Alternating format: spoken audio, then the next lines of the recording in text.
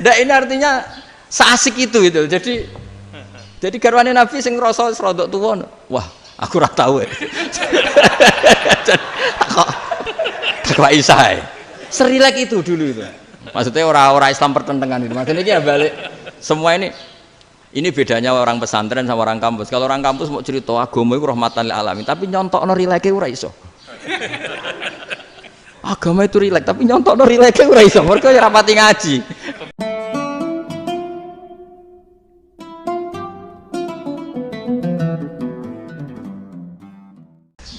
Assalamualaikum warahmatullahi wabarakatuh.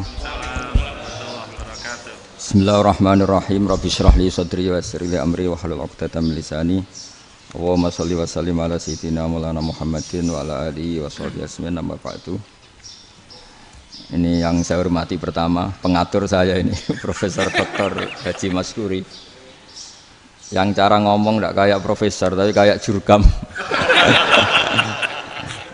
Jadi kalau ciri utama akademisi itu kalau ngomong itu teduh, datar, runtut, sehingga memaksa orang lain itu menerima karena runtutan logika yang terbangun.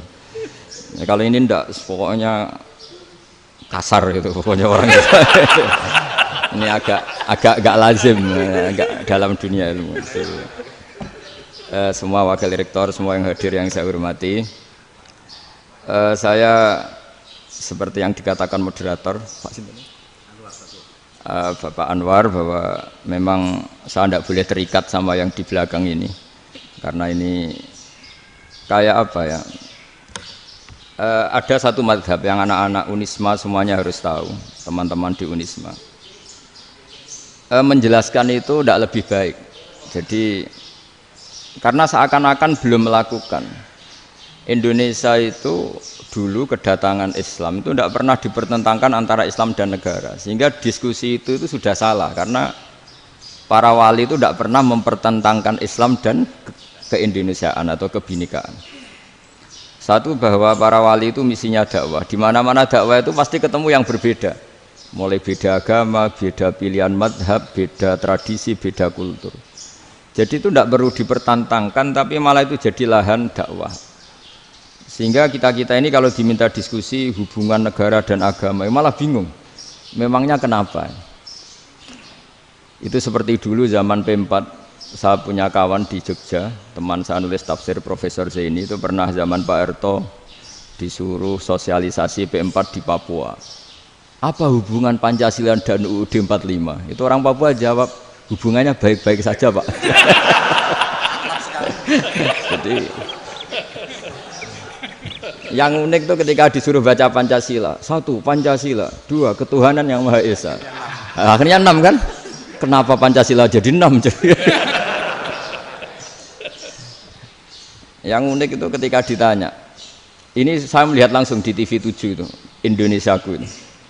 Ada anak-anak kecil ditanya, bendera ini milik siapa? Bendera merah putih itu. Jawabannya apa? Milik sekolahan Pak aja. Karena memang milik sekolah. Itu yang tanya itu kaget. Milik sekolahan Pak. Nah, tentang tema ini mohon dibaca ini langsung start ya, langsung serius karena tadi sudah kayak jurkam tadi, ini yang langsung khas ilmuwan. Ini sebagai penghormatan saya pada Unisma, ini khas keilmuan. Imam Zuhri adalah gurunya Imam Malik. Ya, saya ulang lagi ya, Imam Zuhri adalah gurunya Imam Malik. Halaman 29. Ini langsung start saya baca halaman 29. Dan ini terutama yang para punggawa-punggawa ini. Saya baca ya. Ini teks tidak ada yang saya rubah, memang persis seperti ini. Bismillahirrahmanirrahim. Yaqulu Zuhri, ini gurunya Imam Malik. Fama futiha fil islami fathun qablahu kana a'zama minhu. Innama kanal qitalu haitsul taqon nasu. Falam makanatil hudnatu wa wadu'atil harbu wa amanan nasu ba'duhum ba'du wal taqaw fatafawadu fil hadits wal munazaah. Falam yaklim ahadun bil islami yaqilu syai'an illa dakhala fihi. Walaqad dakhalataini kasanaten mislu man kana fil islam qabla dzalika au aktsar. Terus ini ngomongnya harus santai, enggak boleh provokatif. Begini, kita tahu dalam perdamaian Hudaybiyah itu poin-poinnya itu semuanya merugikan Islam. Di antaranya adalah jika yang Islam masuk kafir harus dibiarkan karena berarti masuk ke habitat asli. Karena Nabi sebelum jadi Nabi komunitas pokok itu kafir, sehingga kalau Islam masuk kafir kembali ke habitat. Tapi kalau Islam masuk kafir, kafir masuk Islam itu harus dikembalikan karena dianggap bid'ah.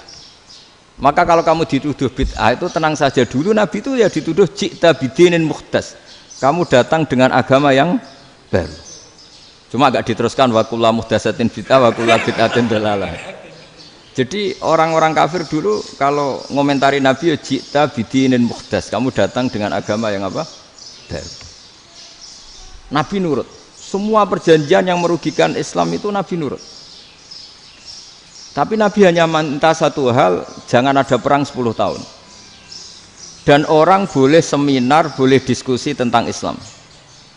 Ya ini dengerin betul ini. Jadi saya tidak akan provokatif, ini pakai logika. Nanti bisa dipakai disertasi doktor. Tapi saya minta orang boleh diskusi, boleh seminar tentang Islam. Akhirnya saat itu juga ada orang yang masuk Islam. Di depan tulisan itu belum kering istilahnya. Datang ke situ namanya Abu Jandal bin Suhail bin Amr. Itu datang ke Nabi, ya Rasulullah saya ini mau masuk Islam. Kata orang-orang kafir, ini pertama Muhammad, kamu komitmen enggak sama perjanjian? Kalau kamu komitmen harus kamu kembalikan. Nabi bilang, ya Abu Jandal kamu kembali ke mereka, ke habitat mereka, yaitu menjadi kafir, di komunitas kafir maksudnya. Akhirnya nangis. Sayyidina Umar itu mendekati Abu Jandal, kemudian memberi isyarat supaya ngambil pedangnya. Jadi isyaratnya wong ini baca ora wis. Maksudnya orang-orang kafir. Tapi Abu Jandal nggak mau. Singkat cerita akhirnya kembali ke komunitas kafir. Tapi yang dikatakan Imam Zuhri cara analisis ini nggak bisa pakai provokatif, harus pakai analisis. Innama kanal qitalu haitsul taqon nasu. Yang namanya perang itu menjadikan orang tidak berpikir jernih. Ini poin yang diambil oleh Rasulullah. Kalau dibahasakan Nabi curi kesempatan, maksud Nabi dikatakan mencuri, meskipun itu hanya bahasa ya. Enggak mungkin lah kita bahasakan seperti itu. Saya ulang lagi ya. Kenapa ada perang berkesinambungan sampai tahun ke-8 Hijriah? Mulai tahun kedua ada perang Badar sampai tahun 8 Hijriah itu perang terus. Nabi sama orang kafir perang terus. Akibatnya apa Pak Profesor? Namanya perang itu ya nggak kau bermikir. Pokoknya agar ketemu Islam perang, Islam ketemu kafir perang, nggak kau bermikir. Padahal Islam itu bisa diterima oleh akal sehat, harus lewat diskusi, lewat pengamatan, lewat pemikiran, lewat pengendapan berpikir. Makanya Nabi tahu ini masalah besar. Kalau orang perang terus, itu gak kober mikir Islam, tidak sempat diskusi tentang Islam. Makanya Nabi hanya minta satu poin. Oke, perjanjian ini saya turutin semua, tapi saya minta orang kafir semuanya boleh mendiskusikan Islam, boleh seminar tentang Islam. Mereka bilang iya, pada pikiran mereka kan diskusi paling piye. Ternyata betul, ada diskusi. Terus temanya gini, kira-kira bener di Muhammad Abu Jahal. Terus Tuhan Muhammad sama Tuhan Abu Jahal itu keren mana? Diskusi. Tuhan Muhammad itu khaliqus samawati wal ardi, yang menciptakan langit bumi. Sebagaimana kampanyenya Muhammad. Ya mereka masih jangkar bilang Muhammad. Kalau Tuhan kita, ya berhala itu yang kita bikin, yang kadang rusak, yang kadang kudanan, terus lemutan, pokoknya terus diskusi. Kita kok bener pengirannya Muhammad. Terus Muhammad Abu Jahal. Mulai dhisik Muhammad itu ora tau bodoh nih. Mulai dulu Muhammad tuh gak pernah bohong. Abu Jahal, waduh, wis bodoh nih ngongkonan. Wis ribet kan? Dan semua diskusi itu mengarah ke kebenaran Islam. Wah, akhirnya wong kafir sing tokoh-tokoh cara Jawa yo wah semane jebule masalah ini kan. Artinya gini, kalau kita ingin Indonesia damai, sebenarnya yang untung itu Islam. Karena Tuhan yang menciptakan langit dan bumi tentu gak akan diperbandingkan atau akan dikalahkan oleh Tuhan yang lahirnya saja sudah di bumi. Misalnya kita menjual Tuhan Allah, siapa itu yang menciptakan langit bumi, yang ada sebelum langit bumi, bandingkan dengan Tuhan yang lahirnya di bumi, ada tanggal lahirnya, ada aktenya, itu kan sudah ribet kan. Begitu juga kalau memperbandingkan tokoh, Muhammad itu siapa? Tokoh yang bisa menyatukan pan Arabik, tokoh yang begini-begini, yang sayang istri, sayang keluarga, dibandingkan dengan tokoh Abu Jahal, Abu Lahab yang corong jauh penggaweannya yang ngerugikan orang lain. Akhirnya orang itu mulai tertarik sama Islam. Makanya kata Az-Zuhri pakai bahasa dulu, falam yaklim ahadun bil Islam. Tapi kalau sekarang yang populer itu bahasa yatakallam. Sebenarnya yang benar itu bahasa kalimah yaklimu kalaman, karena masdarnya itu kalam, berarti sulasi nopo mujarrad. Tapi di fiilnya itu mujarradnya enggak kelaku. Jadi di fiilnya takallama yatakallamu, tapi untuk masdarnya yang kelaku kalaman. Jadi ini agak unik, agak enggak lazim. Sebenarnya kan takallama yatakallamu takalluman, tapi di masdarnya kalam populer, tapi di fiilnya tidak populer. Saya teruskan ya. Ini penting sekali. Jadi menjual Islam, kalau boleh dibahasakan menjual, itu tetap enak dalam kondisi damai. Karena kalau kita perang, itu bawaannya kalau ketemu ya perang. Kalau ketemu perang, sehingga orang itu rakober diskusi loh. Saat benernya Islam sampai kafir itu bener di. Karena tidak kober diskusi, tidak sempat diskusi, orang yang milih yang kafir. Karena yang mayoritas yang kuat. Sementara Islam zaman itu lemah. Lah Nabi itu yang diminta hudnah, yang penting kita damai. Terus orang boleh mendiskusikan benar mana kita dan mereka. Ya setelah diskusi ya tadi kan nggak mungkin Allah yang begitu keren hebat pencipta langit bumi dibandingkan berhala yang mengurus dirinya sendiri saja tidak bisa. Walhasil terus orang mulai tertarik sama Islam dan aturannya nggak boleh dilarang diskusi itu. Nah makanya saya pernah ditanya beberapa profesor di Jogja, Gus suatu saat kalau kampus paling keren di Jogja ini ada Islamic Studies, kemudian pengajarnya dari berbagai agama, ini riskan enggak bagi Islam? Saya jawab, asal yang didiskusikan Islam itu enggak masalah, yang repot itu nak umat Islam. Karena kalau umat Islam yang jadi percontohan, banyak raja yang dolim, banyak pemimpin muslim yang dolim, terus identik dengan Islam itu jadi dolim kan ribet. Ya kalau pas umat Islam, kalau Islam yang kumat kan jadi masalah kan. Nah ini kan terus jadi beda umat Islam sama Islam yang lagi apa? Kumat. Singkat cerita terus Islam mendapat posisi yang luar biasa. Nah makanya di sini diistilahkan falam makanatil hudnah, ketika ada perdamaian wa amanan nasu ba'dum ba'do, orang merasa aman, itu fatafawadu fil hadis wal munazaah. Mereka berdebat, munazaah itu berdebat. Keren mana konsep Muhammad dengan konsep Abu Jahal? Keren mana konsep Tuhannya Muhammad dengan Tuhan kita? Terus diskusi dan mereka akhirnya ikrar, wah yang benar ya Muhammad lah. Di mana-mana Tuhan tuh ya sebelum langit dan bumi, di mana-mana Tuhan ya punya reputasi menciptakan. Masa Tuhan reputasinya diciptakan, kayak berhala dan sebagainya. Ibadah juga gitu. Ibadah wong kafir itu kalau tawaf itu telanjang, ibadah Muhammad santun pakai pakaian. Terus akhirnya mereka mulai tertarik Islam. Sehingga saya lihat di beberapa tafsir, saya memang tidak akan ngomong yang tidak serius, ngergani Unisma ben sawangane pemikir serius. Di Quran itu sampean lihat di tafsir Tobari itu ada ayat bal naqdhifu bil haqqi 'alal batil fayadmaghuhu fa idza huwa zahid. Qadzafa itu kalau di kamus tak lihat itu takallama bila dalilin. Qadzafa itu ya pokoknya sekenanya. Artinya gini, kebenaran Islam atau kebenaran hak itu kamu taruh sekenanya saja itu tetap menang. Apalagi kamu taruh secara teratur, kamu taruh sekenanya saja itu tetap menang. Sehingga di sini banyak sahabat yang hidup di Cina. Sekarang juga banyak orang alim yang milih hidup di Amerika, banyak orang alim yang milih hidup di Inggris. Dan mereka pede, percaya diri karena kebenaran itu kamu letakkan di mana saja, itu tetap akan menang, akan menemukan momentum kemenangannya. Misalnya gini, contoh paling gampang.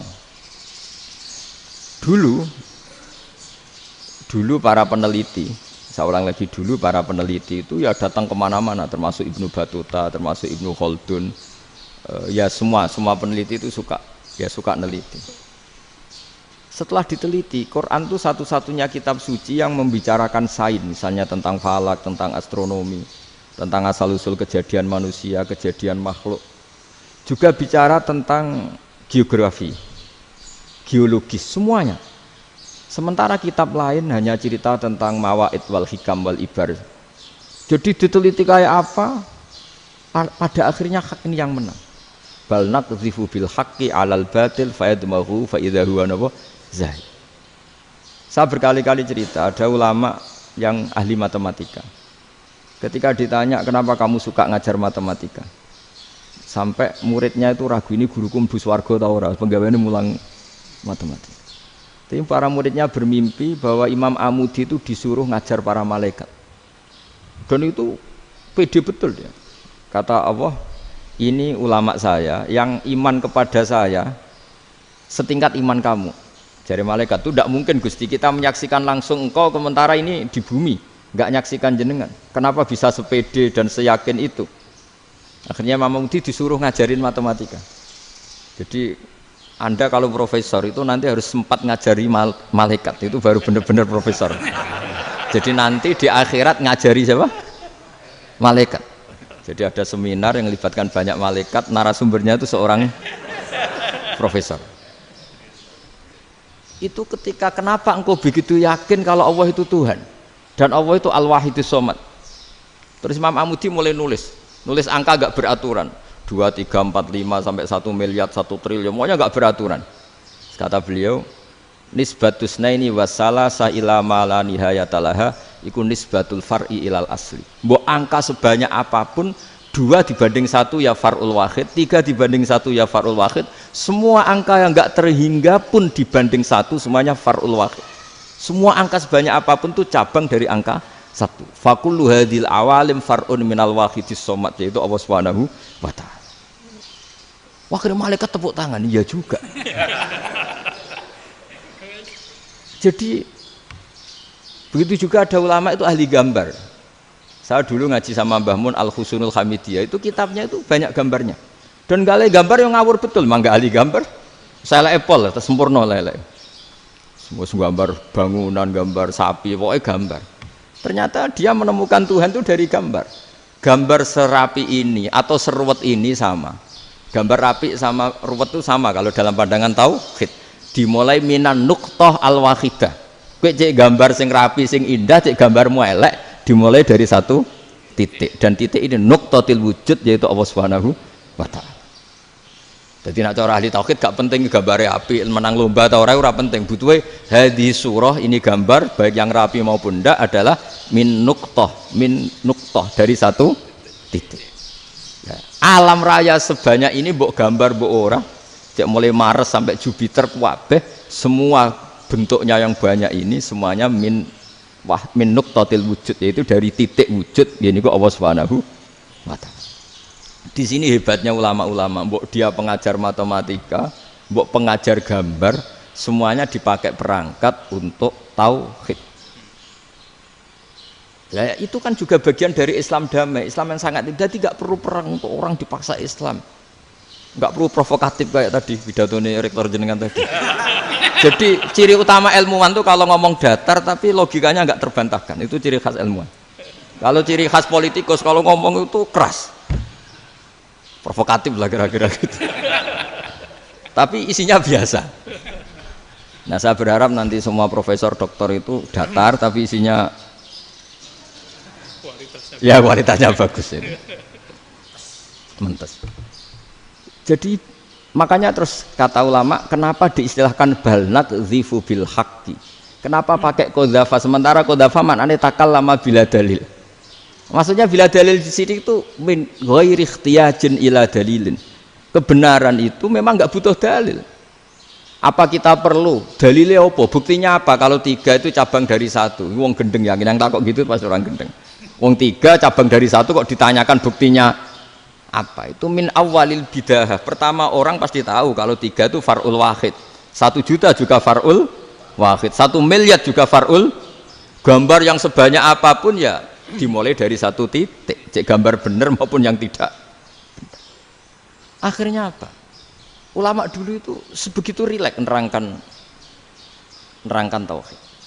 Lalu kenapa asma ini yang ya ini kan khas NU ya, khas pesantren. Sebenarnya saya keberatan pakai istilah khas NU, pakai khas pesantren karena NU itu anaknya pesantren, jangan dibalik pesantren anaknya NU karena sebelum ada NU itu ada pesantren. Tapi kayaknya Unisma lebih suka pakai bahasa NU dan saya ya agak-agak orderan yang terpaksa disuruh ngomong. Ini agak apa ya, agak kacau sebetulnya ini agak kacau. Jadi NU itu sama pesantren itu tua pesantren. Jadi NU dilahirkan pesantren, bukan dibalik pesantren dilahirkan NU. Sehingga barokahnya didirikan pesantren ini, kadang nyuwun sewu sekali Mbah Hasyim itu kadang ide besar beliau itu ora dituruti wong NU. Jadi Mbah Hasyim cara kula kok dadi Mbah Hasyim ya mangkel. Mbah Hasyim itu ngarang meno kentong. Nggih ngaramno beduk, tapi NU nganggo kentong. Beduk. Dan uniknya Mbah Hasyim enggak tersinggung. Karena ciri khas pesantren itu membolehkan perbedaan apa? Pendapat. Itu masyhur khilafnya Mbah Hasyim sama Mbah Fakih Mas Kumambang itu sampai dikitabkan. Saling ngeritik, saling macam-macam lah. Jadi cara berpikir Mbah Hasyim ketika Nabi rembukan, ini gimana ya cara menentukan waktu sholat ya? Ya pakai kentong ya Rasulullah, dzakalin nasara itu untuk orang Nasrani.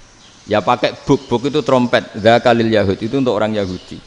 Terus, ada yang usul lagi pakai api ya Rasulullah, dzakalil majusi itu orang Majusi. Setelah itu ada orang datang lari-lari cerita mimpi azan tadi. Ya itu terus dipakai sarana pemanggilan sholat ya azan itu. Sehingga Mbah Hasyim menolak kentong.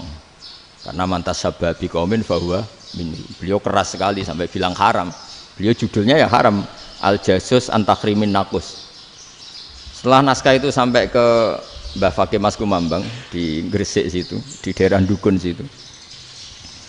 Dulu nggak ada WA ya, jadi sampainya ya lama. Makanya saya sampai sekarang nggak punya WA karena ya saya ulama kan, kalau WA-an terus ya jadi ulama. Nggak jadi ulama main WA-an terus itu.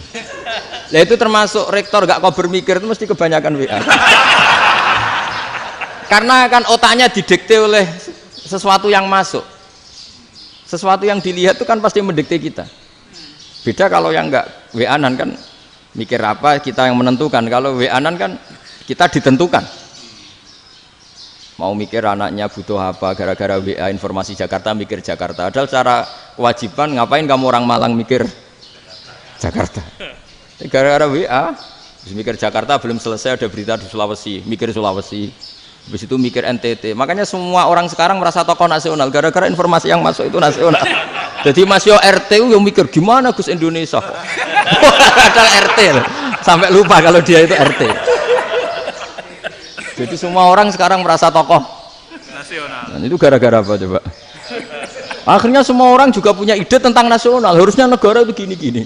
Jebule wonge sing duwe ikon itu sapa? RT. Ribet kan?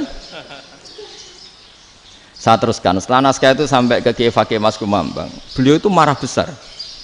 Ini harus dilawan dan saya bukan karena benci Mbah Hasyim. Beliau teman saya ketika ngaji Kiai Mahfud di Mekah. Jadi Mbah Fakih dan Kiai Hasyim itu teman ketika ngaji di Mekah. Terus cara ngelawan tuh lucu. Lucu. Gak ilmiah tapi gak ilmiah wong alim tetap ilmiah. Di mana-mana serupa itu tidak sama. Ya kalau mungkin zaman Nabi di Madinah itu zaman itu kentong itu identik dengan milik Nasrani. Di Indonesia beda.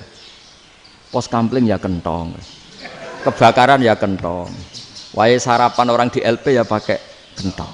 Jadi tidak ada jaminan kalau kentongan itu identik dengan Nasrani. Lalu haramnya di mana? Yang di mana-mana tasabuh itu identik. Ini tidak identik. Mulai masalah kan? Mulai masalah. Jadi beliau gaya judul Hazruus. Hazruus itu kepala bergeleng-geleng. Sekarangan kok ngene. Jadi sekarangan kok provokatif gitu. Nah, dan itu Mbah Hasyim ya hormat Mbah Fakih hormat Mbah Hasyim. Saya sendiri secara pribadi itu lebih suka pendapat Mbah Hasyim sebetulnya. Karena bagi saya sholat itu sakral. Ya sudahlah kalau sakral ya dipanggil dengan sesuatu yang sakral yaitu kalimat thayyibah azan.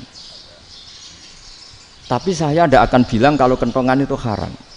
Karena kalau haram alasannya mirip orang Nasrani. Sementara pos kampling ya pakai kentong, ada banjir ya kentong, ada kebakaran ya kentong, Jadi tidak identik untuk misa atau untuk sholat ala Nasrani. Tapi itu dulu ya rileks saja, dua beliau itu ya saling menghormati, padahal saling kritik. Dan dulu ulama yang beda madhab itu ya saling menghormati. Imam Syafi'i itu kalau sholat di kawasan Masjid Abi Hanifah ya tidak kunut. Ketika ditanya, kenapa kamu tidak kunut? Sementara engkau berpendapat kunut itu sunat. Ikroman di hadal madhab, saya sangat menghormati madhab. Imam Ahmad bin Hanbal itu berpendapat kalau orang pakai bekam, pakai iftisot atau hijamah itu batal sholatnya. Sementara Imam Syafi'i mengatakan tidak batal apa? Sholatnya atau wudunya tidak batal. Tapi Imam Ahmad itu ditanya, apa kamu makmum Syafi'i? Bagaimana mungkin saya tidak makmum sama wali kutub seperti Imam Syafi'i? Padahal menurut keyakinan Imam Ahmad ini sholatnya batal. Ini habis iftijam udah wudu. Tapi tetap saja beliau. Karena perbedaan pendapat di furu' itu lazim. Ya orang boleh berdebat lah. Ketika Unisma datangkan saya, itu saking senengnya kiai, apa saking sombongnya sampai ngatur kiai, kan nggak pernah bisa diperdebatkan. Itu kan orang boleh debat kan? Itu saking angkuhnya apa saking senengnya kan nggak jelas kan? Kan dan orang boleh setuju pendapat saya, yaitu ngatur kiai itu haram. Setuju juga Pak Rektor, ekspresi mahabbah itu ya macam-macam. Dulu sahabat ya gitu, sahabat itu ada yang nggak kenal wajahnya Nabi sama sekali sampai akhir hayatnya. Ketika ditanya, lo kamu itu sahabat kok nggak tahu wajahnya Nabi? Saya tidak pernah berani memandang Nabi karena ijlalan Nabi, terlalu menghormati saya sehingga tidak berani memandang wajahnya. Ada sahabat yang penggawaannya dulu wajah Nabi sampai bisa nyifati alfiu faminun yul hajib, sampai bisa nyifati detail karena dulu wajah Nabi itu ibadah. Ada seorang wali ditanya, kalau kamu di surga ingin nggak melihat Allah? Enggak. Loh, tapi semua orang ingin melihat Allah. Unazzihu dzalikal jamal an-nadhari misli. Ben gak elek-elek Allah tak delok terima aku. Wong ra jelas. Berarti kok delok pangeran. Banyak. Jadi justru tapi karena saking takzimnya. Enggak lah, mosok sak aku kok. Makanya saya berkali-kali cerita. Menurut kesepakatan ulama, soft awal itu paling baik. Tapi banyak juga wali yang kalau sholat itu di belakang. Koyok paling bener yang kok ngarep gitu. Lu bayangkan misalnya kamu semangat di soft awal di Masjid Haram, jebule sholatnya salah. Itu dari malaikat gayane kok ngarep, jebule ra roh. Iku di sini-sini wong. Jebule bodoh gitu. Gayane kok ngarep jebule. Coba orang kalau sowan Mbah Mun yang berani di depan itu kan ya ketuanya atau jubirnya kan. Yang merasa ndak pati pinter-pinter kan mesti di pojokan. Artinya sudut pandang seperti itu ya sah saja, apa? Sah saja. Makanya banyak sahabat yang jarang sowan Nabi, alasannya takut ganggu Nabi. Banyak yang sering sowan Nabi, alasannya seneng Nabi. Yang sowan ya seneng Nabi, yang enggak sowan alasannya seneng. Lu Nabi itu tokoh, punya keluarga, punya anak. Kalau saya sering sowan berarti sering ganggu. Yang sering sowan dia alasan ini khazanah kita harus istifadah. Jadi zaman dulu dia biasa dua sahabat, yang satu milih mahabbah itu milih sering sowan, yang satu juga mahabbah milih tidak sering. Karena pertanyaannya bisa dibalik kan, sering sowan apa sering ganggu coba. Nabi Abedar, assalamualaikum. Nabi nimang cucunya, assalamualaikum. Ayo bener yang sowan apa bener yang enggak kalau seperti itu. Akhirnya terus diatur sedemikian rupa oleh Quran. Walau annahum sabaru hatta takhruja ilaihim lakana khairal lahum. Jadi sahabat kalau mau sowan Nabi ya nunggu di sufah. Kalau Nabi keluar berarti milik publik. Sekali masuk ke dalam tidak ada sahabat yang berani sowan. Itu la tadkhulu buyutan Nabi illa ayyudzana lakum. Kalau soal sampai masuk dalam harus nunggu dipanggil. Karena sekali Nabi masuk dalam itu milik privat keluarga, milik istrinya, milik cucunya, milik keluarganya. Jadi Nabi sekali keluar ke ruang itu berarti milik publik. Itu terus jalan tengah. Karena kalau langsung masuk, bayangkan saya itu sering menyaksikan. Mbah Mun habis ngaji 2,5 jam ngaji Jalalain, baru masuk, assalamualaikum. Padahal yai mungkin mau ke kamar mandi, mau ini itu. Jadi dulu itu Quran sangat modern. Sebelum ada dokter ngatur tamu, rektor ngatur tamu itu Islam sudah modern. Dia kan nggak fair kan? Misalnya saya ke Unisma harus janjian pakai ini, terus kalau misalnya kesini selonang-selonang kan lucu kan, mentang-mentang kiai terus juga sowan-sowanan selonang-selonang. Padahal kalau kita mau ke mereka pakai protokol. Sering tidak fair dunia ini, tapi karena aku kiai ora oleh gelo ya sudah. Akhirnya saya memutuskan gak gampang kemana-mana karena itu. Saya sering didatangi ajudannya menteri, Gus mau ada tamu dari Jakarta tanggal ini, mesti saya bilang, mereka milih tanggal yang mereka kosong, kok tidak mikir apa saya pas itu kosong. Tak jawab enggak lah, sebelum diatur bahasanya dan tawaduknya gitu. Akhirnya dibalik, datang lagi, Gus jam dengan kosong apa kita menyesuaikan. Lah itu lagi di akhlak kata saya. Itu baru punya akhlak katanya. Bukan masalah ini, bukan masalah gengsi ya. Saya sendiri itu dolan ke alumni itu jarang, karena ya takut. Kiai kan yang nganggur, jam 9 nganggur, jam 10 nganggur. Bisa saja alumni itu kerja di pabrik, bisa saja yang latihan ekonomi di pasar. Sehingga kalau saya datang jam 9, iki kiai sing nilai santri ini, apa kiai sing ganggu santri. Nah karena orang ini melakukan rutin, gak kok berpikir, pokoknya ngono jenenge silaturahim. Mau nyerah kok berpikir, padahal kalau diangen-angen, ini kiai yang nilai santri ini, apa kiai yang ganggu santri ini karena datang di jam kerja. Nah, bayangkan kalau kebenaran dulu itu dikawal oleh satu peradaban perang. Jadi Nabi sesuai diangen-angen mbek Nabi. Perang Badar menang Nabi, perang Uhud menang wong kafir, perang ini gonta-ganti. Apapun itu yang penting satu kesimpulannya, cara Rasulullah kesimpulannya satu. Orang tidak kober mikir kebenaran secara mengendapkan pikiran dengan pikiran jernih. Maka hebatnya Nabi ketika perjanjian, pokoknya saya minta nggak ada perang. Dan orang boleh mendiskusikan Islam. Itu luar biasa idenya Nabi. Karena bawaan perang itu orang kan nggak kok bermikir. Ibarat seorang misalnya senang satu perempuan, ketemu rivalnya langsung perang kan nggak mikir. Tapi kalau kau bermikir, diangen-angen cawe wedok iku ora seneng aku. Untungnya apa untuk wong ayu ora seneng, malah mau loro hati. Terus sudahlah, buruan dialihkan kemana kan gitu. Itu nak mau amen WA nan tukaran lewat SMS atau tarung langsung ora kau bermikir. Tapi kalau kau bermikir, akhirnya berpikir nih. Perempuan tadi sebenarnya yang disenangi siapa? Oke, ternyata senang Pak Erick. Sudah kita ngalah. Karena tidak ada nikmatnya kan menikahi perempuan yang sama sekali tidak mencintai kita. Tapi kalau nak kau berpikir pokoknya diprovokasi, wah kue kalah mbak A, kue kalah mbak B. Pikirannya kan, ojo sampai kalah. Bareng wis menang ternyata ada mas. Lah. Nah bayangkan Islam itu seperti itu dulu, dipertarungkan. Luang Islam tuh dinu aklin, agama yang diterima dengan akal sehat. Tapi sekarang ukurannya perang. Yang menang berarti benar, yang menang benar. Kan terus jadi repot. Itu Nabi tidak ingin, makanya Nabi ingin sudah lah, nggak ada perang. Nah, makanya kata Imam Zuhri, fathul Islam terbaik adalah orang boleh diskusi tentang Islam dan tidak ada perang. Lagi-lagi penting, tidak perang itu penting, silmun itu penting, perdamaian itu. Setelah tidak ada perang, akhirnya fatafawadu fil hadis wal munazah, orang boleh diskusi apa saja, termasuk boleh adu polemik. Konsep satu Tuhan dan Tuhan banyak diperdebatkan. Akhirnya Nabi secara rileks bisa menjelaskan, Muhammad, urusan kita banyak. Kalau Tuhannya satu tidak cukup, Tuhan harus banyak untuk menyelesaikan berbagai urusan. Ada Tuhan bagi rektorat, bagi macam-macam kan. Ada Tuhan untuk ngurusi utang, ngurusi BPKB, macam-macam. Terus kata Rasulullah, enak saja Nabi jawabnya. Ya kalau kamu punya majikan banyak, perintahnya beda-beda, kamu mangkel enggak, bingung enggak? Ya susah mat, kalau majikannya banyak, perintahnya beda-beda, kita jadi repot. Senang mana? Senang majikan satu. Ya sudah, Tuhanmu itu majikan kamu. Kalau Tuhannya banyak, perintahnya macam-macam, kamu yang repot.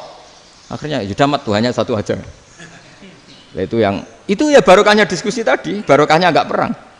Daraballahu mathalan rajulan fihi syuraka'u mutasyakisuna wa rajulan salamal lirajul hal yastawiyani masalah. Terus alhamdulillah. Jadi orang yang paling kafir pun saat itu taslim. Nah, ini kembali ke kalimat la ilaha illallah. Saya tidak perlu provokatif, pasti teori saya itu benar. Bukan saya bilang benar itu karena sombong, enggak. Ini sesuai teks. Misalnya begini, benar enggak kelompok takfiri yang suka ngafirkan orang lain? Itu pasti tidak benar. Logikanya gampang. Orang yang kafir 70 tahun saja dengan melafadzkan la ilaha illallah menjadi muslim. Masa dengan kalimat yang sama yang muslim menjadi kafir? Itu logikanya kan nggak ketemu. Orang kafir 70 tahun untuk menjadi muslim disuruh baca apa? La ilaha illallah. Tapi gara-gara baca la ilaha illallah nyekel patok jadi kafir. Pertanyaannya, loh ini kalimat apa? Kalimat untuk mengkafirkan apa kalimat untuk mengislamkan? Karena yang kafir dengan kalimat itu menjadi Islam, ternyata yang Islam dengan kalimat itu menjadi kafir. Itu ketemu nggak? Cara logika itu kan nggak ketemu kan? Makanya cara pikirannya Abul Hasan Asyadzili, dan saya setuju pikiran itu. Istighfar ini boleh orang Jawa Timur protes karena kadang beda manhaj, tapi jangan protes saya, protes Abul Hasan Asyadzili, kualat mesti sampean. Ketua Torekoh napa? Sadziliyah. Cara madzhab Sadzili, dan Anda boleh berbeda madzhab, mencari khasnya wong kampus sing wani beda. Beda kapasitas lah, pokoknya butuhnya beda. Dan ketok pinter, ketok kritis tuh. Cara madzhab Abul Hasan Asyadzili itu gini Pak Rektor. Jadi istighfar itu baik. Tapi ba'da kamali tauhid, setelah tauhidnya itu benar. Alasan beliau masuk akal. Ketika ada ayat fa'alam annahu la ilaha illallah wastaghfir li dzambik. Bihadil kalimah. Jadi orang boleh istighfar itu setelah tauhidnya benar. Alasannya Abul Hasan Asyadzili begini. Qul lil ladzina kafaru iyantahu yughfar lahum ma qad salaf. Katakan kepada mereka yang kafir, sekali mereka tidak kafir, maka otomatis dosanya masa lalu diampuni. Pertanyaannya, yang bisa menghentikan kekafiran itu kalimat apa? La ilaha illallah. Dengan hanya melafadzkan la ilaha illallah Muhammadur Rasulullah, langsung yughfar lahum ma qad salaf, langsung dosanya diampuni. Berarti yang menjadi pengampun dosa lah, penyebab pengampunan itu apa? La ilaha illallah. Itu bahkan orang kafir belum istighfar. Di ayat itu kan Allah gak mensyaratkan setelah la ilaha illallah istighfar baru diampuni, enggak. Asal la ilaha illallah langsung yughfar lahum ma qad salaf. Saya ulang lagi ya, jelas ya. Jadi kulil ladzina kafaru iyantahu yughfar lahum ma qad. Nah, sekarang iyantahu, mereka berhenti dari kafirnya. Syaratnya pakai apa? La ilaha illallah Muhammadur, itu langsung yughfar lahum ma qad. Artinya apa? Ghufranullah itu bisa didapat hanya dengan mujarrodut tauhid, yaitu hanya dengan melafadzkan kalimat thayyibah. Dan sahnya istighfar juga berdasar kalimat thayyibah itu. Misalnya gini, orang kafir sebelum Islam melafadzkan astaghfirullah, astaghfirullah, astaghfirullah, kira-kira diterima enggak? Enggak kan? Karena syaratnya istighfar ba'dat tauhid.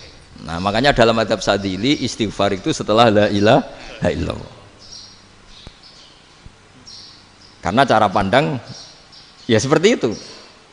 Jadi fa'alam annahu la ilaha illallah wastaghfir li dzambi. Jadi dengan kebenaran tauhid saja ini sudah cukup kita insya Allah layak diampuni. Karena innallaha la yaghfiru ayyusyraka bihi wa yaghfiru ma duna dzalika liman yasha. Jadi orang yang tauhidnya benar itu bisa diampuni Allah asal tauhidnya benar. Itu Allah ngendikan liman yasha wa yaghfiru ma duna dzalika liman yasha. Dawe Imam Suyuti walam yakun liman yastaghfir. Jadi orang yang bertauhid secara benar meskipun gak sempat istighfar itu tetap potensi diampuni. Karena bawaan tauhid itu sudah menjadi layak diampuni. Kayak orang kafir sekali ngelafatkan kalimat tauhid mbok gak istighfar langsung diampuni. Nah, karena melihat seperti itu terus orang berlomba-lomba memperbanyak jumlah ngelafatkan la ilaha illallah. Jadi kita yang alim, kita semua, saya tidak bilang saya, kita termasuk yang di pinggir-pinggir saya ngaku alim ora masalah lah soalnya. Kita semua yang alim-alim itu tahu bahwa la ilaha illallah itu super. Sudah bawaannya tauhid, juga punya kelayakan diampuni. Nah, kemudian nasib kita agak sial. Malah kalimat ini dituduh bid'ah, dituduh khurafat. Mergo Nabi enggak pernah tahlilan, Nabi enggak pernah. Nabi enggak pernah tahlilan, kalau diartikan Nabi ora tau maca la ilaha illallah, aneh gak kalimat itu. Nah, ini provokatif ini. Jadi ini sudahlah keanehan-keanehan ini kita terima karena ciri utama wali, ciri utama ulama itu wa'udhu fisabili, harus pernah disakiti. Jadi kalau Unisma sakit kalau dituduh apa?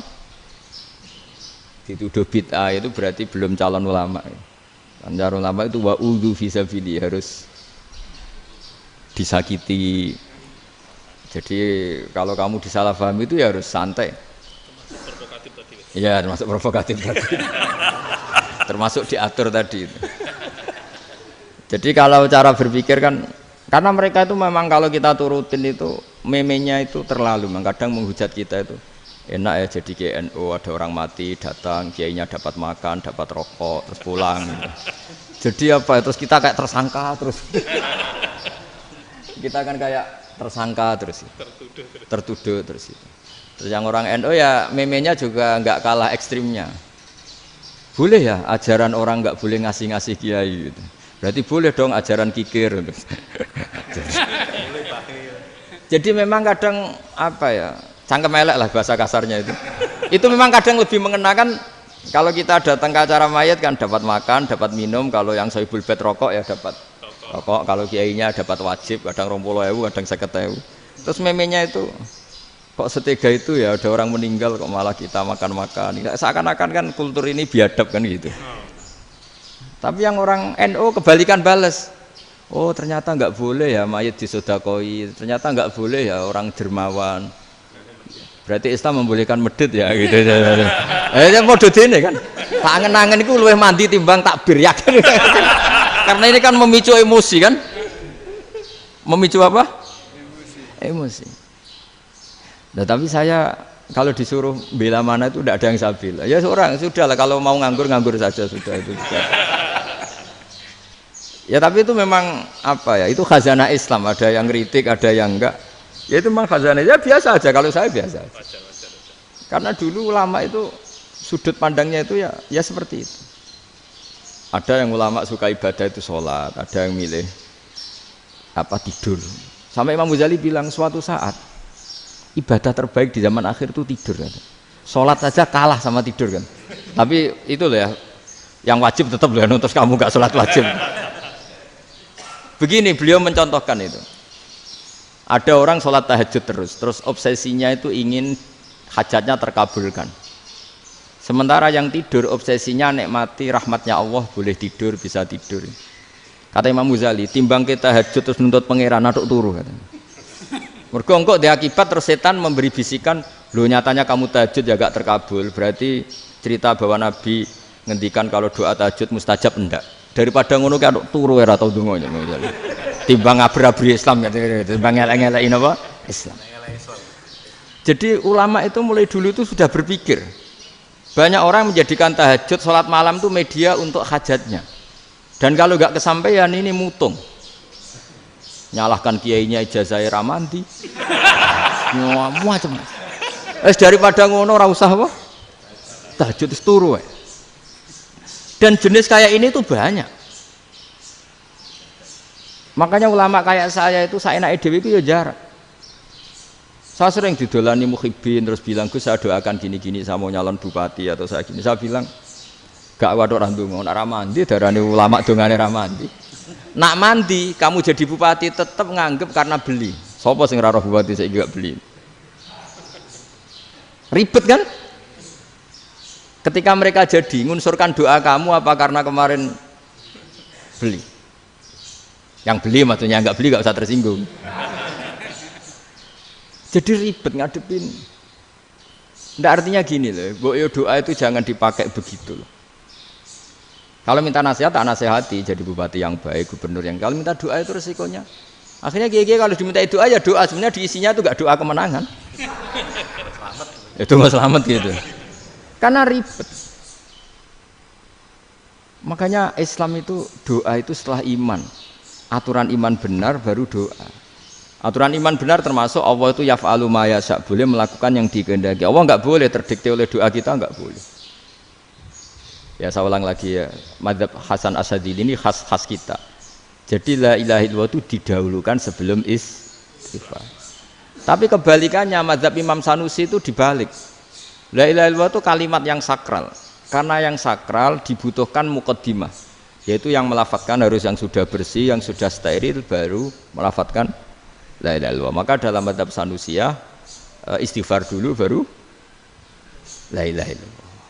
Nah, dalam mazhab Abdul Hasan Asyadzili kebalikan, istighfar itu sah setelah sahnya tauhid. Kamu ikut mana tuh? Asyadzili apa Sanusiyah? Alhamdulillah sama-sama tidak paham, ya sudah. Akhirnya sudah, ya saya nggak kemana-mana kan. Gitu. Jadi apa ya? Terus ini saya teruskan, ini biar khas pesantren atau khas NU lah, kalau bahasa Pak Rektor khas NU. Ini Ben sampean tahu beberapa perbedaan itu lazim. Halaman 24. Ya, halaman 24 sama 25. Tak baca, ini masih orisinil. An Sufyan bin Uyainah, ini juga gurunya Imam Syafi'i. Kata Sufyan bin Uyainah, beliau cerita, kana Isa wa Yahya alaihi salam ya'tiyanil qaryah. Fayas'alu Isa an syirari ahliha. Wa yas'alu Yahya an khiyari ahliha. Jadi Nabi Isa dan Nabi Yahya itu satu generasi, sama-sama masih muda. Kalau di satu kampung yang Nabi Yahya tanya, ini keluarga terbaik siapa? Saya mau nginap di situ karena kumpul orang baik itu nyaman. Kalau Nabi Isa kebalikan, keluarga terburuk mana ya? Saya tak di situ. Nah, terus akhirnya faqala lahu Yahya, lima tanzilu ala syirarin nas. Kenapa kalau kamu bermalam kok malah kumpul orang-orang yang nakal? Innama ana tabibun udawil mardo. Saya ini nabi barat dokter. Di mana-mana dokter yang ngumpuli yang sakit, ngobati yang sakit. Makanya di NU itu ya banyak kiai jazab mengumpuli yang nakal-nakal. Nak tepak yang ngentas yang nakal, nak ora tepak ya katut. Ini adu nyali lah sudah gitu. Tapi itu ada ilmunya, yaitu niru Nabi siapa? Isa. Kalau kamu dokter penelitian tuh cari daerah yang banyak pandemi apa yang bersih? Yang banyak pandemi, karena yang namanya penelitian ya di situ kan. Kalau kamu dakwah ngentas kemiskinan, ke daerah miskin apa daerah kaya? Nah, sama kalau ngentas kefasikan, ke daerah fasik apa daerah orang soleh? Fasik. Ya, tapi itu Nabi Isa. Nah, kalau kamu tidak Nabi kan potensinya kan itu. Tapi setidaknya bahwa kita sering disalahkan karena punya beberapa tokoh yang ngancani fasik-fasik, itu sebenarnya ada dalilnya, yaitu Nabi siapa? Isa. Nah, terus masalah tegas dan lunak. Ketika ada mahasiswa misalnya pacaran, boncengan lanang dan perempuan, itu pilihan kita apa? Kalau tegas, terus gak mau mendengar kita. Misalnya gini, contoh gampang, tak beri contoh Pak D, jangan orang tua, nanti secara fikih itu beda. Nah, ini kan kita orang pesantren, nah, biasa ngaji fikih detail. Kamu Pak D seorang perempuan, mahasiswi misalnya, sering pacaran. Setiap ke situ sama pacarnya kamu diam saja. Padahal kamu dosen keislaman. Mesti pamanaan kamu nyimpulkan, ternyata pacaran itu tidak apa-apa. Buktinya Pak D itu tidak negur, menengai. Ini berarti as-sukut alal mungkar. Tapi kebalikannya, Pak D ini terkenal keras. Nak rono mesti ada aku ponaan. Akhirnya yura rono. Mesti ngerti nak mesti diamuk. Nah, dua orang ini sama-sama gagal kan? Yang lunak menjadikan ponaannya pacaran terus karena enggak negur sehingga dikira membolehkan. Sing keras juga gak sempat bina wong rono era wani. Akhirnya dua orang ini sama-sama enggak ketemu, sama-sama enggak berkesempatan membina kan? Gagal membina kan? Karena yang keras ponaannya enggak pernah situ, berarti enggak bisa bina kan? Yang lunak membiarkan berarti juga ada bina. Nah, Islam itu antara dua itu. Ya agak terlalu lunak, enggak terlalu keras. Karena kalau terlalu keras, misalnya ada kiai terlalu keras, lu masyarakat mau tanya itu gimana? Lari kan? Lu saya ini punya pengalaman pribadi. Saya ini kan kecelok orang alim. Itu kalau pernah ya saya itu berusaha ya pokoknya ya umumnya orang alim lah. Tenang, terus anteng, enggak gejlok-gejlokan. Itu enggak ada yang tanya. Saya mimpi ketemu beberapa ulama itu disalahkan. Terus umat saya kalau mau tanya itu ke siapa? Wong alim wis wibawa, meneng tambah banget wibawane. Kalau Quran sering gojlok rektor macam-macam. Terus wong wanita kok, saya biasa ke pasar pandangan dicegot orang. Gus, putri saya itu sering keluar darah tapi melebihi batas haid gini-gini. Kalau badhe sowan jenengan, gak usah sowan ning kene mbek ngadeg-ngadegan. Terus tanya, yang haid berapa hari, Gus? Ya supaya rudat ilal adat. Adat sebelum dia punya penyakit istighadah itu berapa? 6 hari ya sudah, kembali 6 hari lainnya mustahadah, tetap sholat, tetap normal. Tapi kalau saya wibawa, moro pasar gue tasbih seduwilu. Iku mesti wong salaman njaluk donga yakin. Tapi baru kayak rada uraan ketemu wong-wong, dol pening ndi? Mak pening ndi? Gus beneran Gus ketemu jenengan kula wingi badhe tua kok. Akhirnya tanya. Dadi uraanku iku amdan. Lho nek sampean asli, iki asli uraan. Karena ndak uraan lah tetap ndak wibawa kan. Jadi baru kayak uraan itu ya banyak. Saya itu kalau ngantor di Jogja itu banyak orang yang tanya. Ya biasa tuh, banyak macam-macam. Karena saya uraan. Ke pasar ya orang, bahkan di bis sering ketemu orang. Wah beneran Gus kalau badhe sowan jenengan badhe tanya ini. Ya sudah di sini aja. Jadi semua itu diilmoni. Nah, Nabi itu punya sisi yang dua-duanya jalan. Memang beliau luar biasa, dipilih Allah yang luar biasa. Nabi ketika wibawa itu banyak sahabat yang bahkan mengenali wajahnya aja tidak bisa. Ka'anna ala ru'usihim at-toir. Bayangannya seakan-akan di kepalanya itu ada burung yang takut terbang, saking antengnya. Tapi Nabi sekali mengeluarkan job, sekali santai, itu sahabat tanya itu sampai yang nggak pantas ditanyakan. Nabi saat tadi kumpul istri saya, tapi tidak enzal, itu wajib mandi ndak. Aro'aita law anna ahadana ya'ti imro'atahu walam yunzil. Itu ya ditanyakan. Nabi pun kumpul itu betul sakit enzal sepundi. Guys, betul lagi. Terus ya ada yang tanya macam-macam. Ya saking ada sahabat dipanggil Nabi tambah lari, dipanggil lagi tambah lari. Panjenengan nyeluk, oh pas kula kumpul bojo kula. Lah kula kuwatir jenengan orang suci, saya belum mandi, makanya saya lari. Nabi ngendikan innamal mukmin thahir, ya nak masalah ketemu kiai ra apa-apa ijek junub. Penting kok nak salat kados sik. Tapi Nabi sekali pakai madzahirul jalal, tapi pakai wibawanya, itu orang enggak berani ngomong. Tapi sekali Nabi rileks, itu orang bisa tanya apa saja, termasuk halal yang enggak pantas. Loh, ada sahabat itu tanya lucu, tanya Maimunah. Maimunah itu ya cantik tapi sudah agak tua lah. Maimunah, ya umal mukminin, hukumnya ngambung bojo pas Ramadan piye? Wah gak roh aku, gak tahu diambungkan Nabi pas Ramadan. Tanya Saudah, wah malah ra diambung kalau Saudah itu kan wis tuwa itu. Lucunya istrinya dia jawab, tanya Aisyah yang mungkin Nabi. Iya, yang mungkin tanya Aisyah. Itu yang usul ya istrinya Nabi Maimunah. Selalu Aisyah. Tanya be Aisyah. Ya Amirul ya umal mukminin gini-gini. Wah, Aisyah yang cantik masih perawan kan. Qabbalani Rasulullah bahwa oh Nabi biasa ngambung-ngambung pas Ramadan dan beliau tetap puasa. Akhirnya fakih ngarang kan wa takbil fi Ramadan wa tublah la tubtilu shauma ngambung ora. Iku ya udah biasa di sini. Ya nasi bojone ayu. Ndak ini artinya seasik itu. Jadi garwane Nabi sing ngrasa rodok tuwa. Wah, aku ora tahu ya. Kok Aisyah serilek itu dulu itu.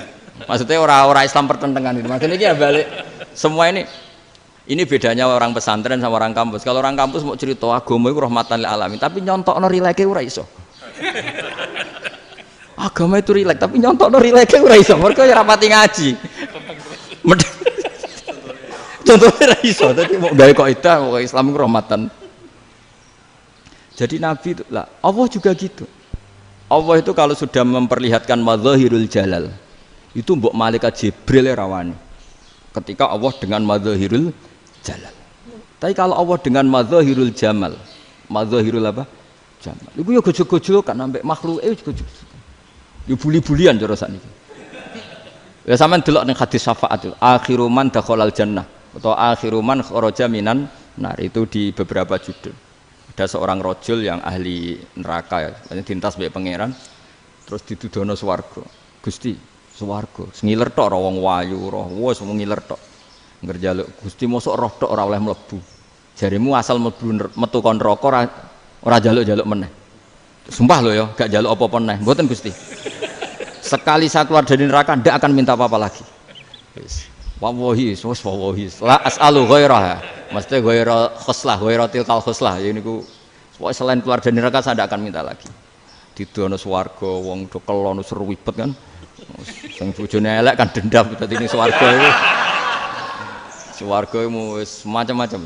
Gusti mosok roh tok ora oleh mlebu. Jarine janji ra njaluk meneh. Akhire ya wis didelokno neraka. Jadi pangeran jawabe gampang, didelokno neraka. Roh neraka begitu menyakitkan, begitu ngeri. Sudah Gusti saya tidak minta surga, sementing nggak masuk neraka. Rabbana srif anna adzaba jahannam. Setelah lama itu diadepno swarga njuk mlebu swarga, terus diadepno neraka. Akhirnya ya sudah. Saiki mlebu swarga gak apa-apa. Iku jawabe lucu. Atas taziu jenengan ngenyek kula. Wong karuan ra ahli swarga kok mlebu swarga. Terus akhirnya mlebu swarga, kan mlebu swarga tamanna, sangen-angen sing mbok jaluk apa? Orang angen-angen yang indah-indah, laka wa asratu amsal. Ya siku tak turuti wa asratu amsalih lan lipatan ke-10. Jawabe wong lanang ya lucu. Atas tazi ubi wa anta rabbul alamin. Jenengan pangeran kok ngenyekan. Maksudnya wis karuan aku ora pantes. Terus jare pangeran, la astazi ubika walakinni ala ma asya'u qadir. Aku gak ngenyek kowe, pancen aku pangeran. Nuruti kowe iku iso. Jadi Allah sendiri ketika dengan madzahirul jamal itu malaikat ya ono sing wani bantah. Masyhur itu kan malaikat sing bantah pangeran ataj alufiya mayufsidu fiya wasfikut. Karena Allah dengan madzahirul jamal. Sing paling masyhur Nabi Musa. Nabi Musa itu ketika Nabi Mi'raj. Nabi Mi'raj itu beliau kira-kira di langit keempat lah yang masyhur atau kelima. Ngelangkai. Nabi Musa nangis, "Ya Rabbi, ini apa-apaan? Orang sing ja'a ba'di kemudian melangkai makom saya ini apa-apaan?" Jadi Nabi Muhammad kan apapun hebatnya kan junior. Kok melangkai makom saya ini apa-apaan? Enggak fair. Sampai Nabi Muhammad itu tanya gini sama Jibril. Reaksi Allah gimana ketika melihat Musa seperti itu? Jawab malaikat Jibril lucu. Ya roh khiddatahu, Allah sapal gayane Musa. Biar. Jadi lucu. Ya dibiarin aja sama Allah. Tapi wong jenenge Nabi Musa itu kekasihnya Allah. Tetap berkah bagi kita. Betul. Ketika setelah Mi'raj diwajibkan sholat 50. Gentenan Nabi Musa kelihatan nabinya. Sebenarnya Nabi Musa itu sebetulnya loh, enggak nguntungkan kita sebetulnya. Tapi yang nguntungkan. Sebenarnya enggak niat nguntungkan kita, tapi nguntungkan. Nabi Ibrahim kan di langit ke-6, keren lah. Konti jong ketemu Allah ngeten-ngeten kan salat 50. Karena Nabi Ibrahim terkenal Nabi baik ya ndak bantah. Bareng Nabi Musa. Kenapa diceluk pangeran? Kula kan salat ping 50. Inna ummataka la tutiku dzalik. Wah, gak kuat umatmu. Serai-rai gak umatmu ora ngarah kuat 50 rokaat. Tapi sebenarnya Nabi Musa itu niatnya bukan membela kita. Fa inna ummati la umatku sing gagah-gagah ra iso meneh umat. Berarti sebetulnya ya itu masih pakai gengsinya sebetulnya. Wes ngono-ngono lah sementing kita untung. Sebetulnya dia itu nggak terima. Wong umat saya aja yang lebih kuat, nggak kuat apalagi umatmu. Dan terus sebutin irji ila rabbika fas'alhu takhfif. Itu berarti Allah dengan madzahirul jamal. Sudahlah, datang ke Allah minta keringanan. Allah itu baik. Minta. Ambek Allah diringana mau 5 tok, jadi cek 45. Balik Nabi Musa, piro 45, cek ra kuat umat. Wong umatku ora kuat, jadi sebenarnya dia bilang umatku ora kuat. Lho cara Nabi Muhammad model wong Malang, yo beda umatku mbek umatmu. Ribet kan? Beda. Lho Nabi Muhammad kan enggak seperti itu kan? Enggak punya akhlak Malang kan, akhlak. Maksudnya akhlaknya mujur itu loh, akhlak yang baik gitu. Ya akhlak yang mujur, bukan yang Malang gitu. Jadi Nabi ya manut. Tinggal 40 kan, dikurangi lagi 35 sampai 9 kali kan, masyhur itu. Ya kan kalau dikurangi 55 kan berarti turun naik kan 9 kali. Itu setelah 5 itu Nabi Musa cek usul masih ragu. Itu cara Nabi munggah nentek. Ya. Ini entek ya. Terus iya doa tuntas betul. Bisa bebas. Terus munggah ado-ado laopon. Ngapain itu? Akhirnya Nabi Muhammad sudah sampun ya kalimah Allah. Saya ini malu sama Allah Musa. Sudah 9 kali dan diturutin terus. Jadi Allah kalau dengan madzahirul jamal itu Nabi Musa biasa nego sama Allah. Tapi ketika Allah dengan madzahirul jalal itu Nabi Musa enggak berani. Yaitu di hadisus syafa'ah. Hadisus syafa'ah ketika manusia datang ke Nabi Adam, ya tuna Adam. Ya Adam anta abul basar ngene isfa'li lana inda rabbik. Kamu saya minta mensafaati kita. Nabi Musa, Nabi Adam inna rabbi qad ghadibal yawma ghadaban lam yaghdab qablahu mislah wa la yaghdab ba'dahu mislah. Ini Allah sedang murka besar dan tidak akan murka seperti ini lagi. Sudah saya tidak berani nafsi. Nabi Ibrahim enggak, termasuk Nabi Musa ketika itu ya enggak berani. Karena Allah dengan madzahirul jalal. Itu Nabi Musa enggak berani. Sudah saya sendiri itu pernah salah. Yaitu saya membunuh seseorang yang enggak disuruh oleh Allah membunuh itu. Yang pas jotosi orang Kipti. Akhirnya datang ke Nabi Muhammad. Pas ke Nabi Muhammad Allah dengan madzahirul jamal. Dengan madzahirul jamal sampai Kanjeng Nabi ngendikan analah saya akan memintakan syafaat kalian. Terus fa ahmadu rabbi bima hamida allamani ha rabbi. Saya muji Allah dengan pujian-pujian yang orang lain tidak tahu, hanya saya yang diajari, kata Rasulullah. Nah di sini menurut banyak ulama, termasuk kitab yang saya baca, kenapa Muhammad sebagian namanya Ahmadu? Itu dari af'al tafdil, fa Muhammadun Ahmadu min ghairihi. Muhammad Rasulullah itu kalau muji Allah di atas cara mujinya Nabi yang lain. Jadi Ahmadu bukan dari fi'il mudhari' lil mutakallim, tapi dari af'al apa? Tafdil. Fa Muhammadun Ahmadu min ghairihi. Bahwa Kanjeng Nabi Muhammad sallallahu alaihi wasallam itu cara mujinya Allah di atas pujian para nabi.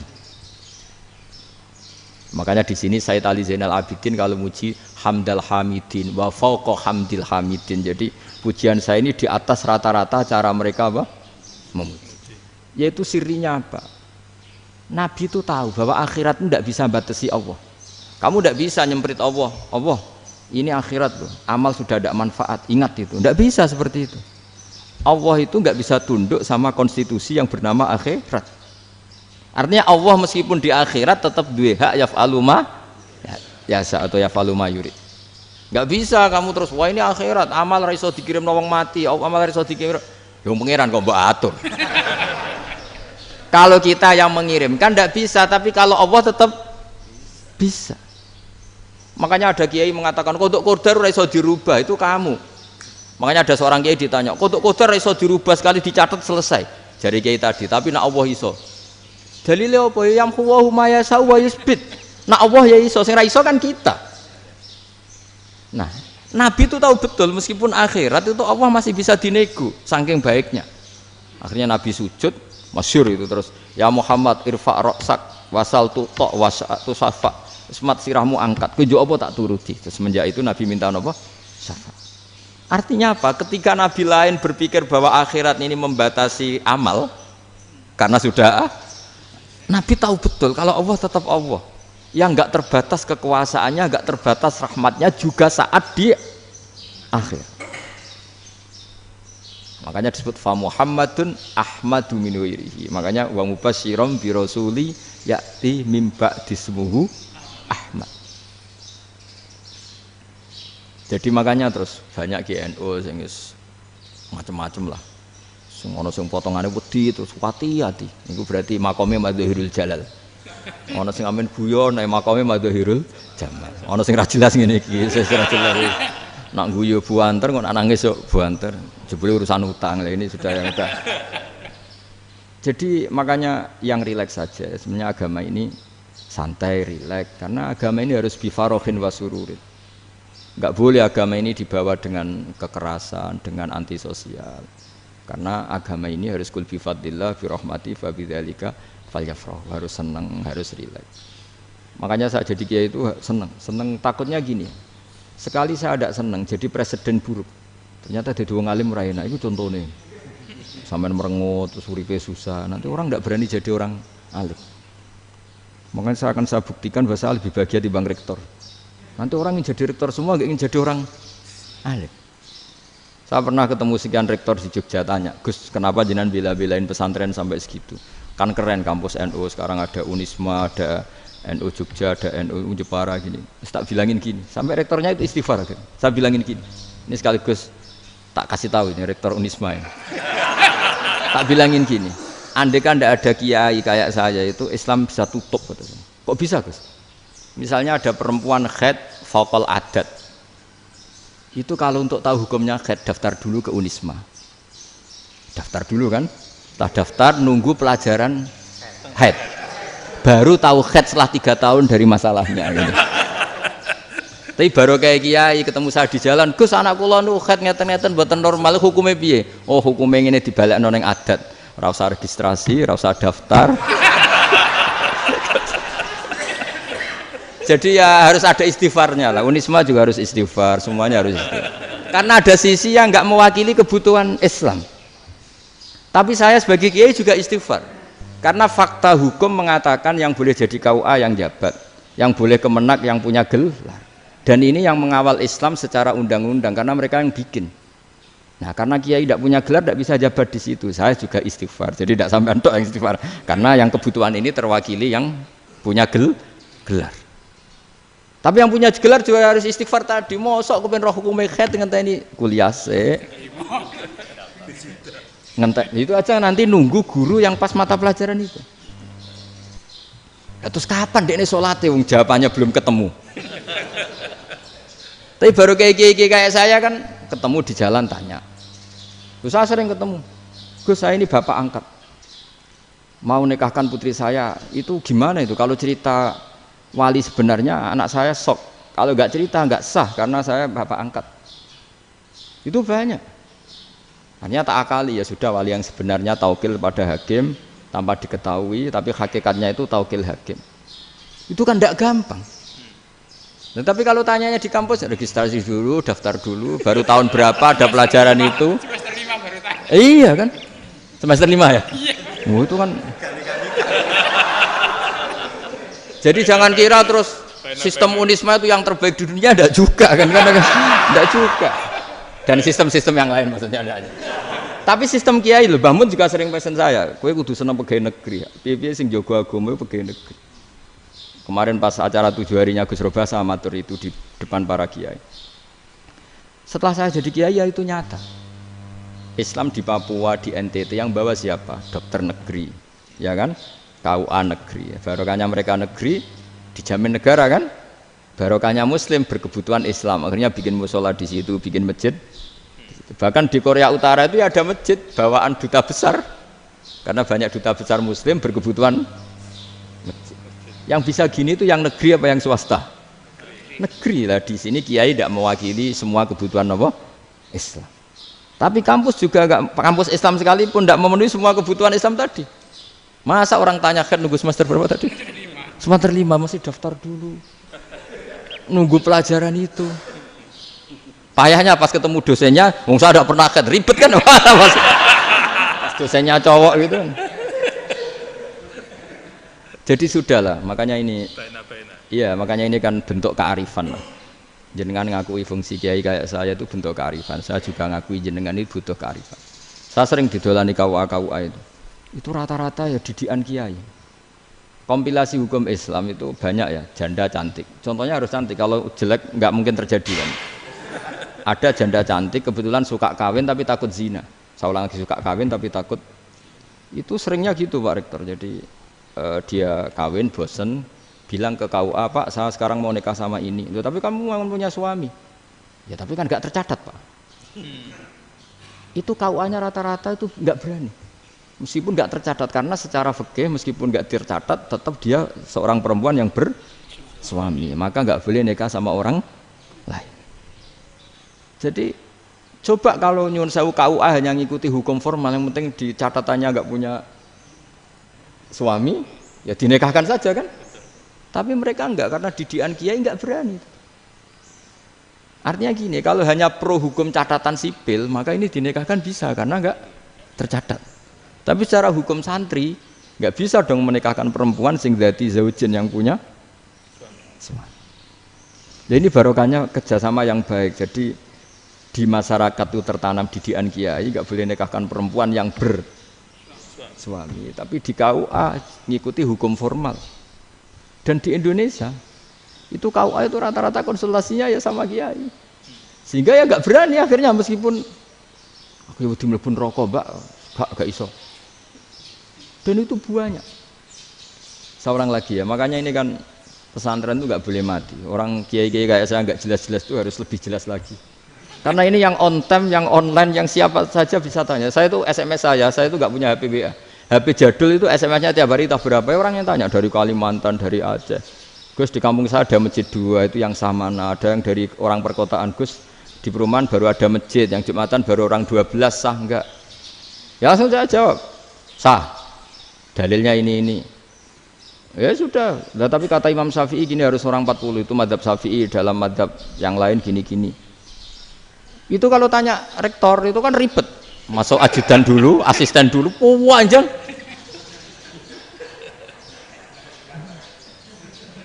Wah itu kan ribet kan? Manggil dosen dekan VAI dipanggil, dekan VAI nggak mau langsung jawab, cari dosen yang nekuni itu. Usul fikih saya nekuni itu baru seminar, nunggu dulu mbak ini orangnya baru. Panjang kan? Bisa tutup Islam kalau kesuwen. Coba kalau tanya kiai kan enggak ketemu di jalan. Dulu Mbah Zubair kata Mbah Mun. Saya termasuk santri yang diapresiasi Mbah Mun. Dhisik Mbah Zubair ya ngono, anak nong takok pesowan gak oleh. Gak takok ning kene ae.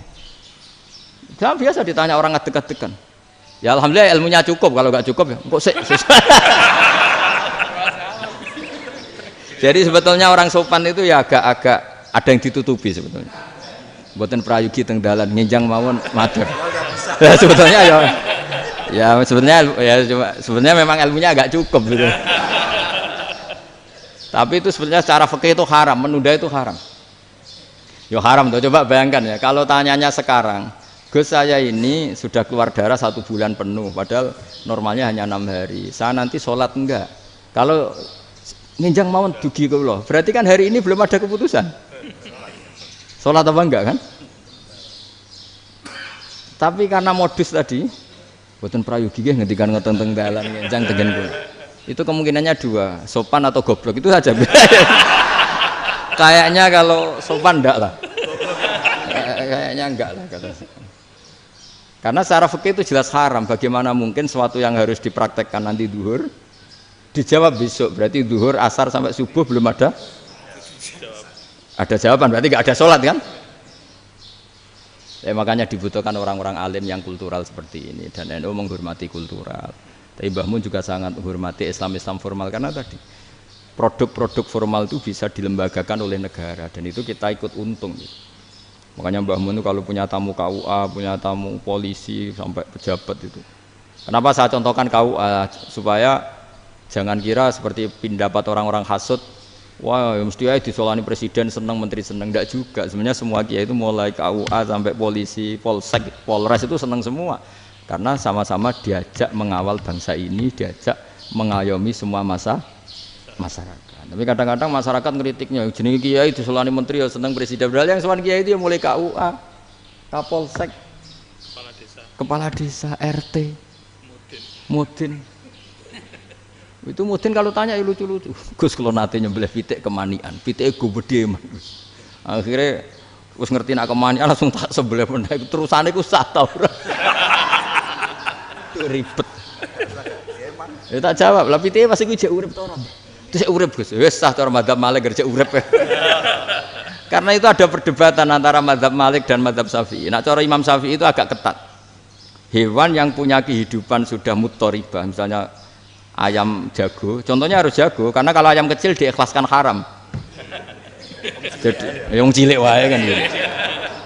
Fikih itu ya, fikihnya orang Indonesia itu pecundang. Kalau ayam kecil nggak ditanyakan, mate ra wis. Kalau jago ditabrak truk kejet-kejet. Andai kan nggak disembelih pun mesti mati. Itu cara madzhab Syafi'i itu haram. Karena penyembelihan ini tidak menjadi penyebab kematian, tapi memang karena kecelakaan tadi. Tapi cara madzhab Imam Malik enggak. Andai kan nggak disembelih, matinya kan 2 menit lagi atau 1 menit lagi. Andai kan nggak disembelih. Berarti mati sekarang itu bawaan pisau apa bawaan kecelakaan? Ya sudah halal gitu caranya. Nah akhirnya ya saya bilang ya sudahlah kita semuanya mati. Jadi cara debat, cara Imam Syafi'i enggak, cara berpikir itu sudah tidak kehidupan yang normal. Yang dimana-mana penyembelihan itu mematikan yang hidup normal. Jadi agak ketat. Sehingga dalam contoh kemanian, kalau dalam bahasa Jawa nyembelih agak sempurna terus pesonya jatuh atau apa itu, kalau pakai madzhab Syafi'i agak kesulitan. Jadi kalau madzhab Malik asal diselesaikan secara fauron, dan juga sebagian madzhab Syafi'i itu halal. Nah orang mesti tanya gitu, Gus, wedhusku tabrak truk, man Gus kejet-kejet. Tapi nak pitik cilik ra ditakok. Makanya termasuk kritiknya Mbah Mun, tapi ini madzhabnya Mbah Mun ya, kamu boleh ikut boleh ndak, karena ini urusan ndak penting. Dewe wong-wong lucu, nak ditakoki yuyu muni haram mergo amfibi. Yuyu ngerti ya, Man? Yuyu, iya. Tapi nak ditakoki kepiting muni halal. Mergo nak yuyu haram gak eman, nak kepiting eman. Padahal alasannya coba, kenapa yuyu haram? Karena amfibi kan, bisa di air. Pertanyaannya, kepiting seperti itu ndak? Nah, tapi kepiting kalau haram kan eman. Karena besar kan, kalau yuyu silahkan haram kan gitu. Artinya apa? Fikih kita ini agak-agak pecundang gitu, agak-agak pertimbangan. Iya, ini lucu kan? Kualitatif. Coba alasannya yuyu haram karena apa? Ambibi kan? Hidup dua alam. Pertanyaannya kepiting seperti itu enggak? Iya. Kenapa? Kalau orang tanya, yuyu haram apa halal? Rata-rata jawab haram. Tapi kalau kepiting mulai khilaf. Loh mestinya kan sama kan? Nah itu Karena unsur imannya. iya tadi. Saya juga sering melihat tonggo-tonggo itu. Ayam cuwilik sakmene ketabrak truk, enggak ada yang tanya. Tapi saya pernah jalan-jalan di Naruan sini, ono jago ketabrak, sing duwe langsung marani kula pas saya naik motor. Gus ini halal apa haram? Nak langsung kula sebelah halal apa haram? Wis kanggo kowe halal ya halal. Karena saya tahu tak jawab haram mesti kecewa itu. Aduh. Akhirnya kiai ini beratnya kan. Ya akhirnya ya saya setelah itu Fatihah Imam Syafi'i ngapunten nih umat kula nu rahasia mangke madzhabe jenengan tuh ndak siap. Untuk masalah ini tidak sama. Iya kan akhirnya pakai madzhabnya Imam Malik tadi.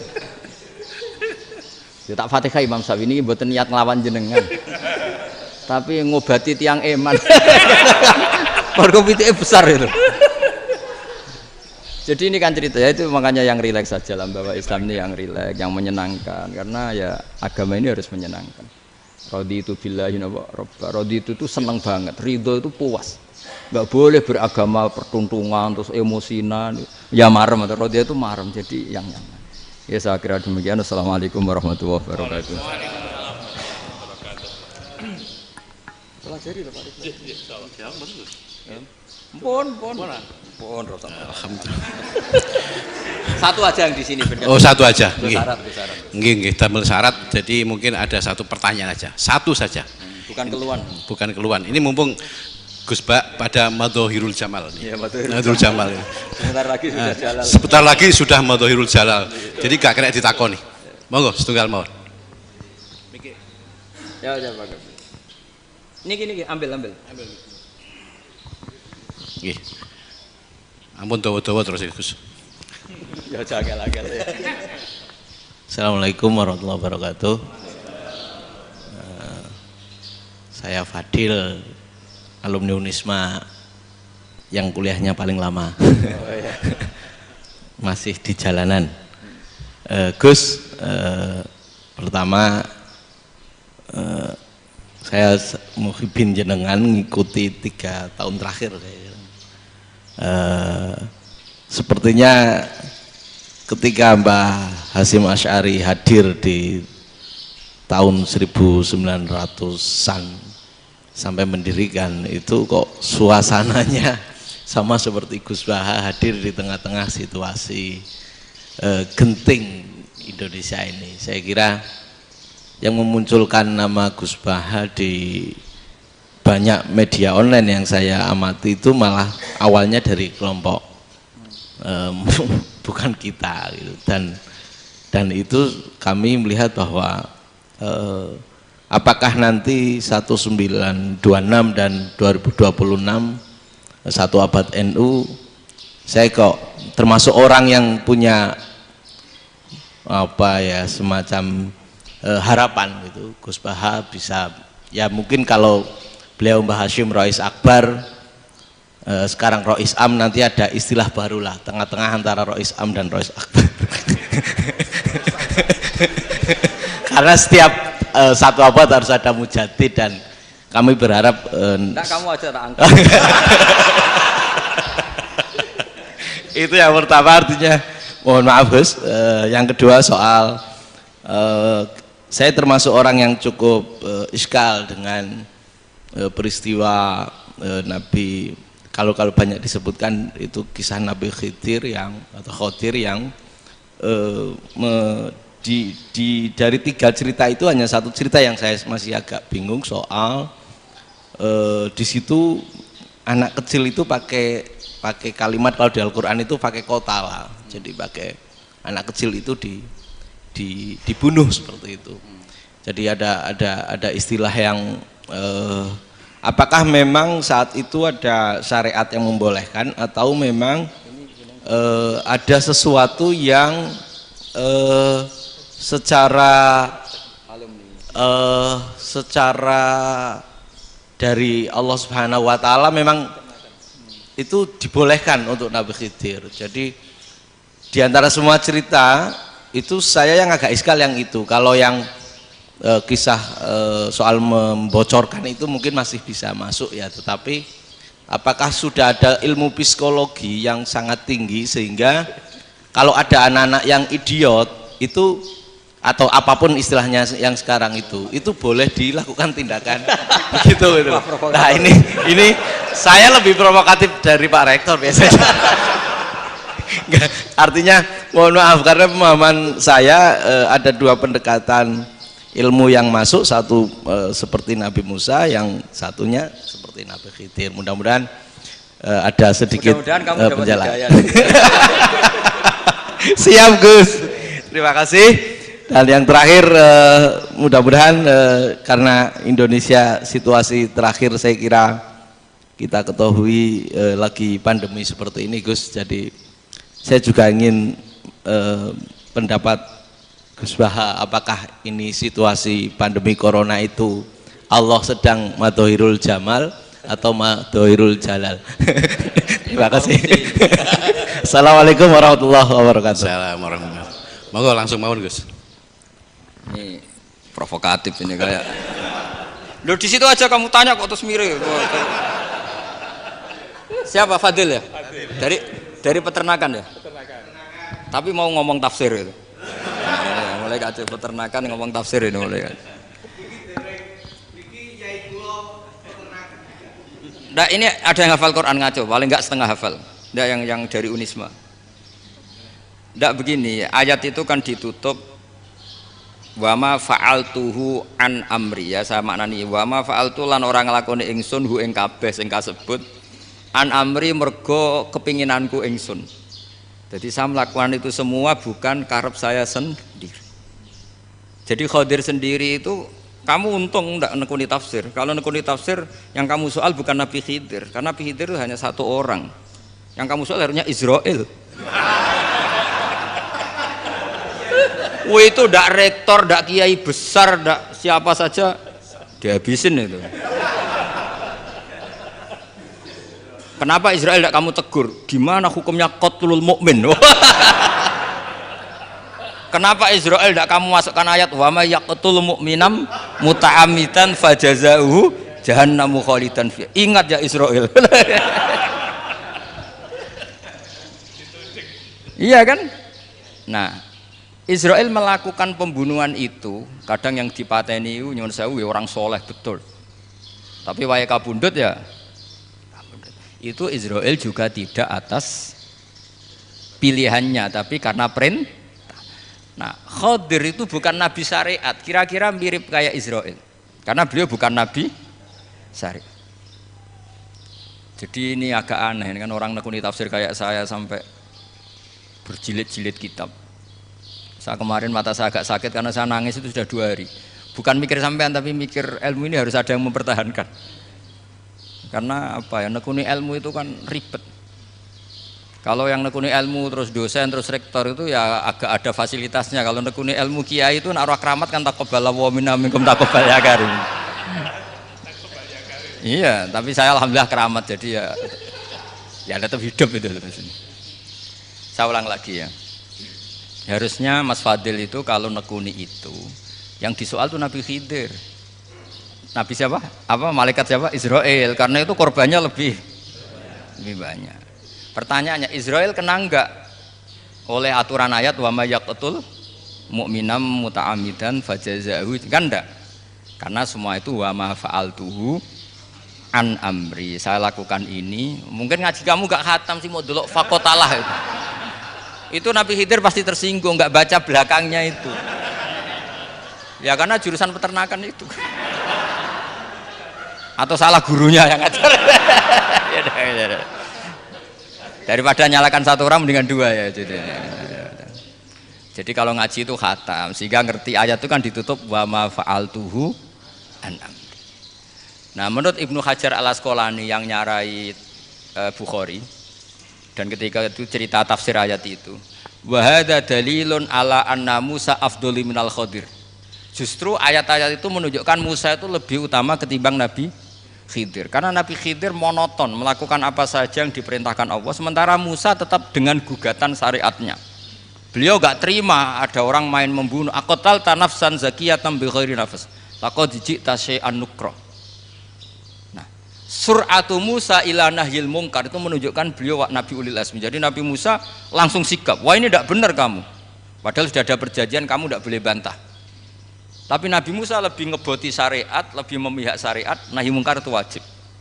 Justru itu menunjukkan derajatnya Nabi Musa fauqal Khadir.